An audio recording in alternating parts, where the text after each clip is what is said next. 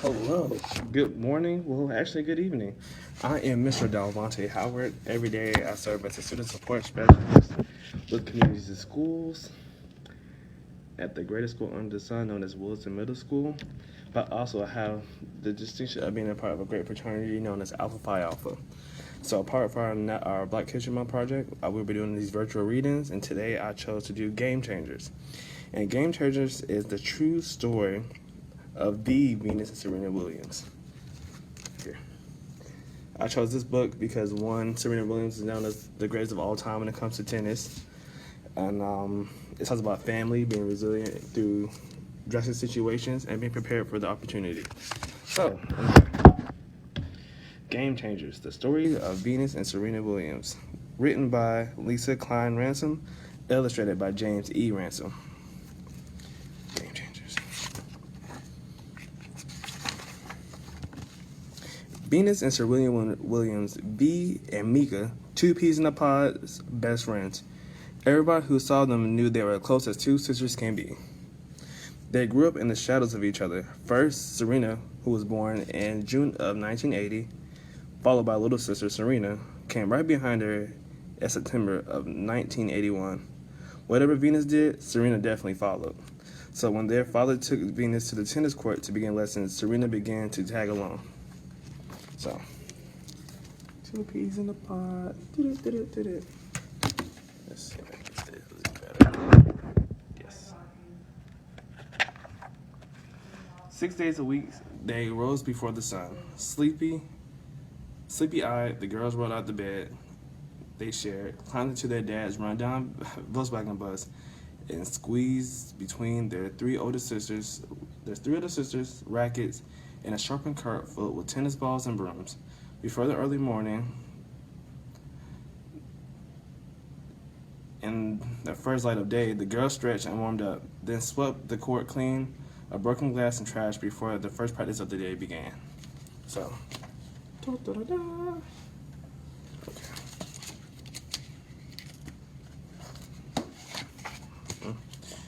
Neighborhood folks laughed at a father, Richard, with tennis ambitions and a Compton address, but Richard's dreams soared far beyond the rough and tumble streets of Los Angeles County, California. From the beginning, tennis was a family affair, for with the three older sisters, Yatande, Landrea, and Isha, when they lost interest, the younger girl stepped in.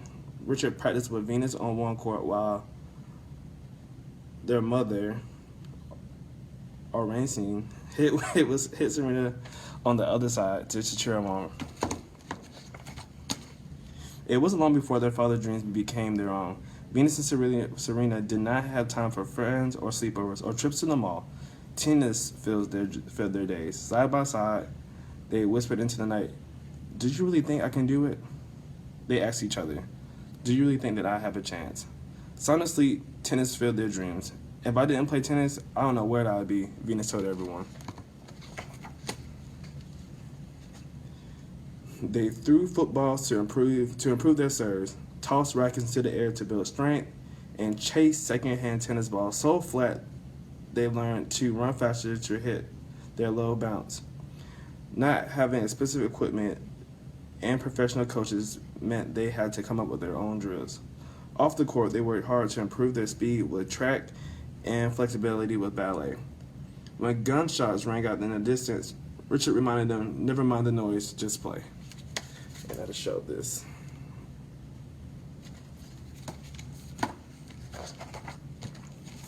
But when shots from the neighborhood rival gangs sizzed near the courts, the girls quickly learned to drop the rackets and lie still until the shooting had stopped.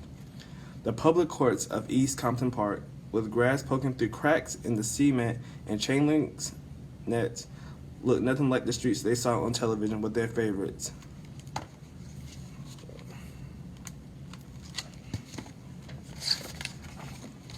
By the time Venus was 4, she could hit 500 tennis balls at every practice. By the time she was 7, she began playing in her junior tournaments. Playing on Compton's public courts kept the girls hidden from much of the tennis courts.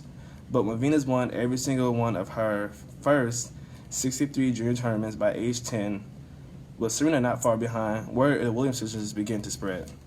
Whatever you become, you become in your head first. Their mother preached daily. With their talent grew confidence. At 12, Venus announced she would win Wimbledon. 12 years old, incredible.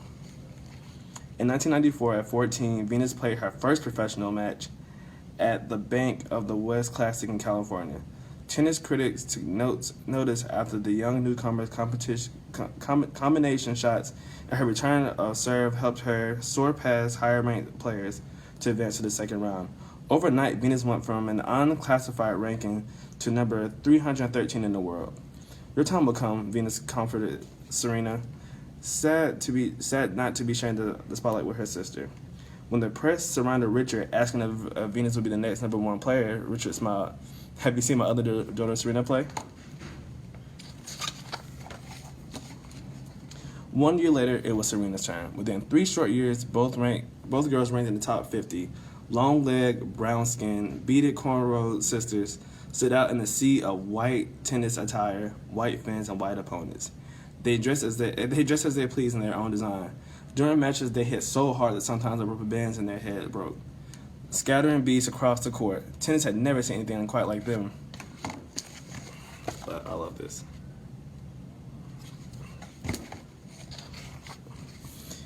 Many tennis fans cheered the energy and powerful playing of two first faces in tennis, but sometimes the sisters were threatened, booed, and taunted by others not happy to see them competing in a nearly all-white sport.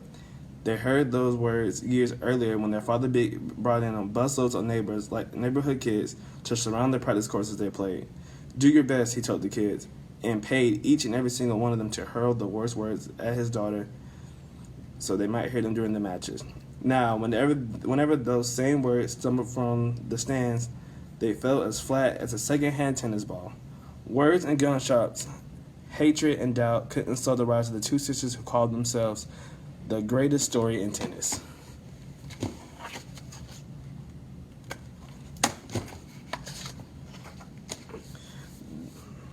They loved the same bands, laughed at the same jokes, and wore the same clothes. Only on the court were they different. There was Serena, who was as strong as Venus as Venus was fast.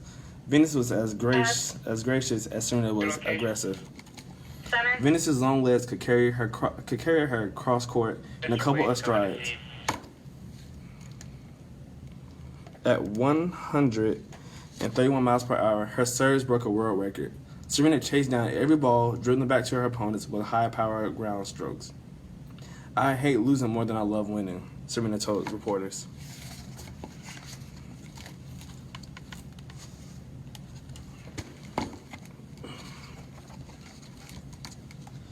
Life on the professional court meant traveling to tournaments and trekking as a family across the world to the Australia Open, French Open, Wimbledon in England, and New York City's U.S. Open to compete in one Grand Slam event after the next. Not wanting to be separated during tournaments, the sisters shared hotel rooms, but the crowd loved it when they shared a court. Sister Act, Smash Sister, Sister Slam headline screamed. Tickets were hard to come by on the day Venus and Serena were scheduled to play each other. And doubles, knowing each other so well as they did, pay off with win after win. But on opposite sides, they were competitors first, sisters second. That's a little civil rivalry.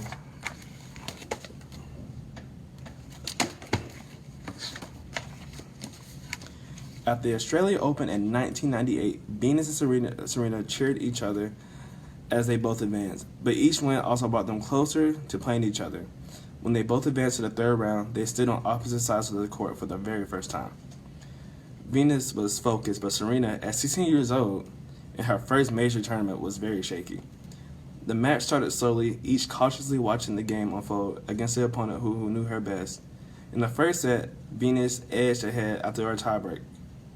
Serena looked to the players' box where her family sat quiet for the first time. In the next set, Venus took control.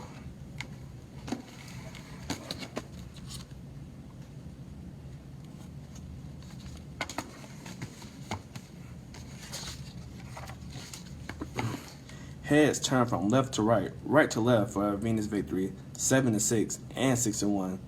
Serena was as sad for her loss as she was happy for her sister's win.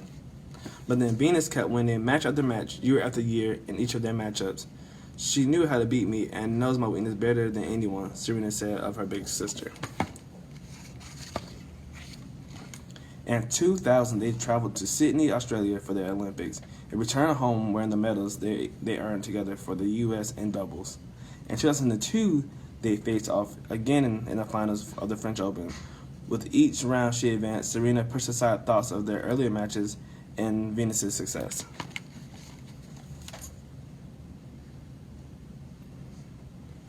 The stage has been set. While their families again sat quietly in the stands, Venus served big for the first set and took the lead, but Serena broke serve and won. The second set was hard-fought, and the sisters rallied with down-the-line combinations, skidding from sideline to baseline until the final match point. When Venus cracked the ball into the net in the moment it belonged to Serena, in 2 sets of 7-5 and 6-3, a victorious Serena stepped out of the shadows of her sister. Venus ran off the court as the curious eyes of the crowd followed her. High into the stands, Venus sprinted, snatched up her bag, and pulled out a camera. "Nothing can keep me from celebrating when my best friend wins a match," Venus said proudly. The crowd stood to applaud, and Venus snapped shots after shots of Serena on the victory strand. Ranked numbers 1 and 2 in the world, Venus now followed Serena. Mika and V, 2 peas in a pod, best friends and sisters, celebrated big number 1s and 2s in life and in tennis. The end. So, I want to thank you guys for listening again, and I want you guys to take something from the man has said in the book. Her father and her mother has said that I really found was so profound, so inspirational. One, I want us to do a better job with us celebrating our friends, even in our own losses. It's good to support other people. And 2, remember that a dream can actually go a long way. So anyway, this is Mr. Howard, Brother Howard, chiming out, and a happy Black History Month. Bye-bye.